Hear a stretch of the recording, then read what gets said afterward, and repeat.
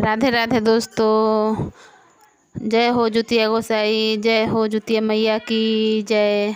आज हम रउआ सभिन के एक जुतिया के कथा सुनाए जा रहल बनी। जो दू गोतनी के हुए। बड़की गोतनी बड़ी धनवान रहली और छोटकी गोतनी बड़ी बेचारी गरीब रहली।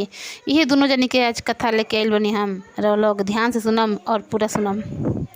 एक गांव में दो गोतनी रहत रहली और बड़की गोतनी जो रहली वो बड़ी धनवान रहली। धन बहुत उनका पास रहल। और जो छोटकी गोतनी बेचारी रहली बहुत गरीब रहली। लेकिन गरीब तो रहली लेकिन बहुत पूजा पाठ करत रहली और मन सच्चा रहली। उनकर पति जो रहलन वो काम काज खास ना करत रहलन। गरीब बेचारा रहलन, खेती बाड़ी से अपना जीवन यापन करत रहली। और जन बड़की रहली उनकर पति वो रहलन तो वो अच्छा काम काज करत रहलन, अच्छा पैसा कमात रहलन। और बहुत समय पहले ही सास ससुर मर गए रहन। सास भी मर गई रहली और ससुर भी मर गए रहन। तब जाके वही घड़ी बंटवारा हो गई रहे और दोनों गोतनी अलग रहली। ऐसे कुछ दिन बाद जुतिया व्रत आवत रहे तो छोटकी गोतनी अपन जाके बड़की गोतनी से कहत रही कि हे दीदी, जुतिया व्रत ह, चली हमनी के गंगा स्नान करे, हमनी के नदी पर जाकर गंगा स्नान करे के। तो बड़की गोतनी कहत रही कि जो तूहे उठते हुए कहत रही कि जो तूहे व्रत कर, तोरे ज़रूरत बा गंगा घाट पर नहाए के, हमारा ज़रूरत नहीं है गंगा के घाट पर नहाए के। हम घर ही कल पर नहा लेम, तोरा बहुत ज़रूरी बा, तोरे सबके ज़रूरत बा, हमरा नहीं के ज़रूरत तो हम घर ही नहा ले हम। छोटकी गोतनी बेचारी दुखी मन से अपना घरे आ जात रही। जब घरे लौट के आवत रही तो देखत रही कि केहू अगल बगल के लोग तो सब लोग जा चुकल बारन। अब हम अकेले कैसे जाई। वो केहू के देखत नहीं कि अपन एगो झोरा बोरा लेत रही, वो में एगो साड़ी डालत रही और अपन लेत रही जुतिया कथा सुने वाला और चल देत रही। जब जात रही तो जब जाते जाते रास्ता में एक बूढ़ी माता बैठल बड़ी पेड़ के नीचे। वो बूढ़ी माता कहत रही कि हे बबी, हे बचिया, हे ने आव। ई जात रही कहत रही, हाँ माता जी, रउआ का परेशान बा, रउआ काहे के हमरा के बोलनिया। वो कहत रही बूढ़ी माता कि हे बबी, तू कहाँ जात रू।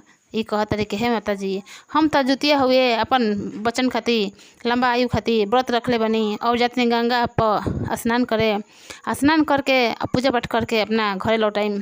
वो कहत रही कि हे बबी, आज तो हमू जुतिया व्रत कैले बनी अपन बाल बच्चा खातिर, का तू हमारा के अपना साथे ले चलबू। वो कहत रही, हाँ माता, काहे न ले चलम, चली रउआ, हमारा हाथ धर ली और हमारे हाथ के धर के हमारा सहारा से रउआ चली। अभी तो हम जवान बनी, रउआ के काहे न लेके चलम, अभी तो हम सक्षम बनी रउआ के ले जाए में, हम जरूर रउआ के लेके चलम। और बूढ़ी माता के उठा के अपन कंधा पर हाथ धर के आ बूढ़ी माता के लेके चल देत रही। जब बूढ़ी माता के लेके चलत रही तो जाते अपन नदी घाट पर पहुँच आवत रही लग, नदी घाट पर चल जाते लग। और बूढ़ी माता के जाके निहवा धुआ के बहरी बैठा देत रही और अपने जात रही। फिर बाद में निहात रही धुआत रही और कुछ आवाज़ दे के कहत रही कि हे मैया, हे माता, हे बूढ़ी माता, कि अब रउआ बताई कि नहाए के समय कुछ जुतिया माई से, जुत गोसाई से मांगलो जाला। तो कहत रही बूढ़ी माता कि हाँ ये बछिया, मांगल तो जाला, तो का मांगल जाला, तो 5 डुबकी लगैया आ तार मन में जो भी इच्छा होगी अपन मांग लिया।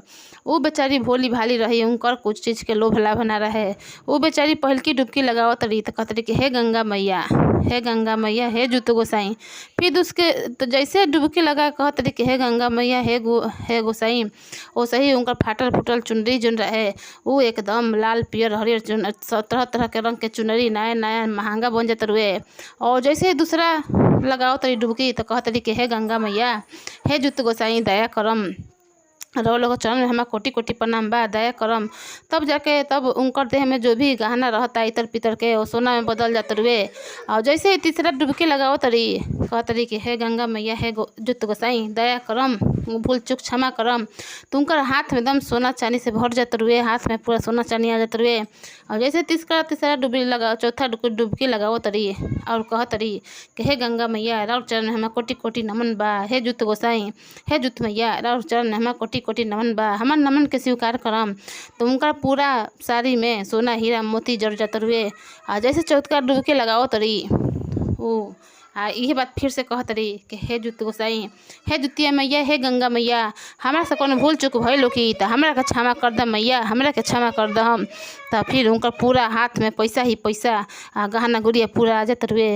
वो पूजा पाठ करके अपन गंगा मैया के अपन जुत गोसाई के जुत बाबा के आओ तरी बहरी उड़ा कहतरी कि हे बूढ़ी माता हई देखी ना कि एकर साड़ी हमार देहिया में लपेटा गईल, हमार सरिया का केने खुल के चल गईल और मार खने गहना गुड़िया पैसा कौड़ी का जने के कर चल आइल। हमारा तो बुझाते नहीं कि हम के करा के दी।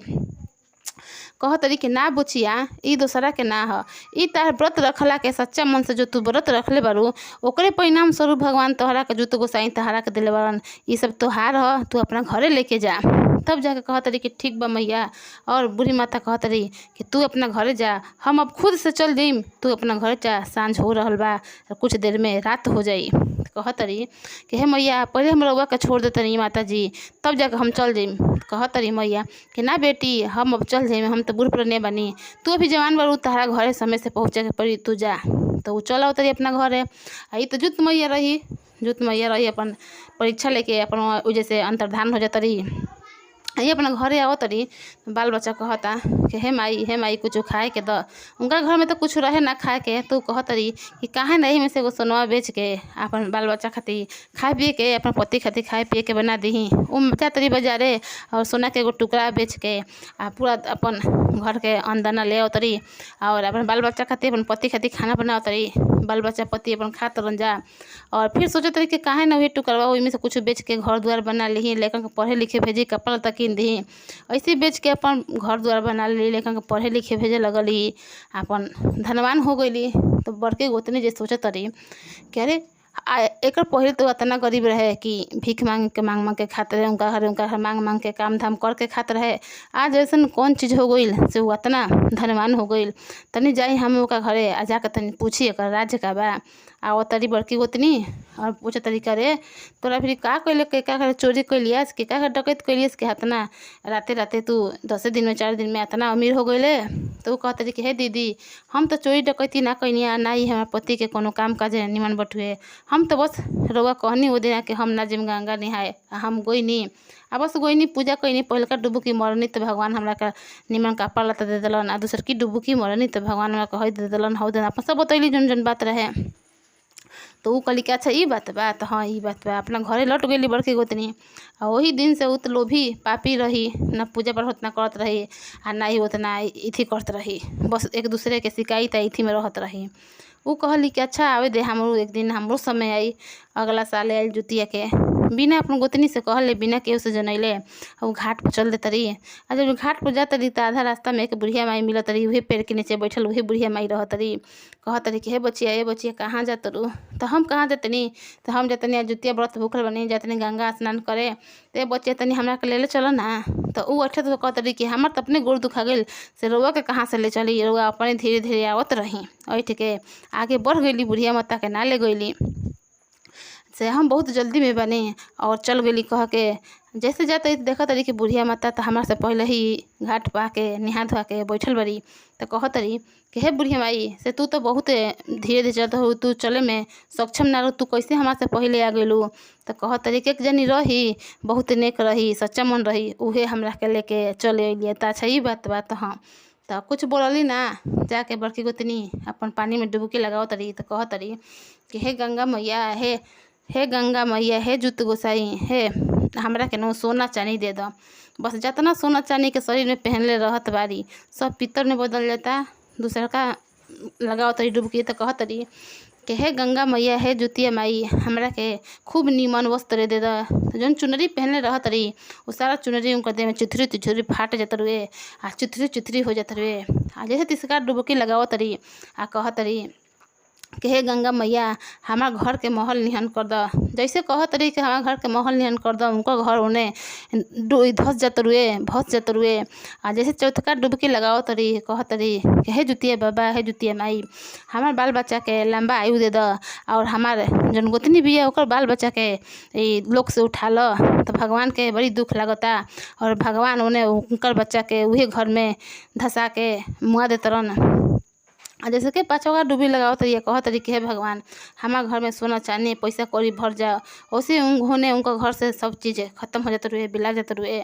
और आओ तरी बहरी कहत रही कि अरे हम तो चुनरी पहन के आई रही, हमार शरीर में फाटल वस्त्र कहाँ से गई?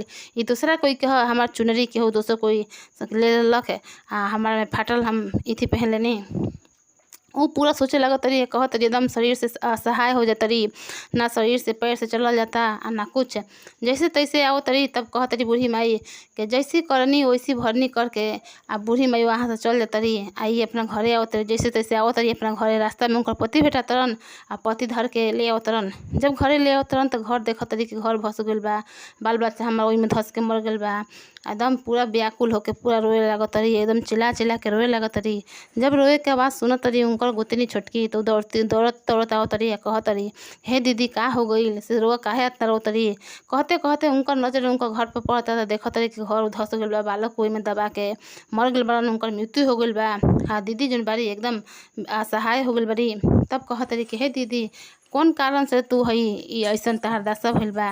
तब जाके गोतनी सारा सच्चाई उनकरा के बतावत रही कि हई कइनिया हम बिना तहार से बतैले चल गए गंगा स्नान करे। रास्ता में के बूढ़ी माई भेटैलिया, उनकरा के हम ऐसे बोलनिया आ जैसे हम पहिलका डुबकी लगैनिया, कहनिया कि हे गंगा मैया, हे जुतु गोसाई हमरा के निमन वस्त्र दे द, हमार शरीर पर के वस्त्र गायब होके फटई चुतरी आ गेल का। आ जैसे ही दूसरा डुबकी लगैनिया आ कहनिया कि हे गंगा माई, हे जुतु गोसाई, हे द्वितीय बाबा हमरा के धन दे द, तो हमार धन घर के सब धन गायब हो गइल बा।